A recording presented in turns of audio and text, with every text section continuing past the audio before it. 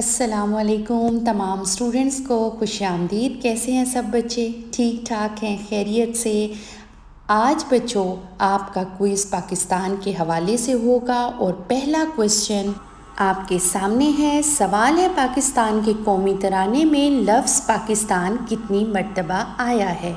इसके लिए आपको कुछ सेकंड्स दिए जाएंगे। बिल्कुल दुरुस्त, आपने सही जवाब दिया है, सिर्फ एक मर्तबा। जी बच्चों, चलते हैं नेक्स्ट क्वेश्चन की तरफ, तैयार हो जाइए। नेक्स्ट क्वेश्चन है कि पाकिस्तान की सबसे बड़ी यूनिवर्सिटी कौन सी है और कहाँ वाक़ है?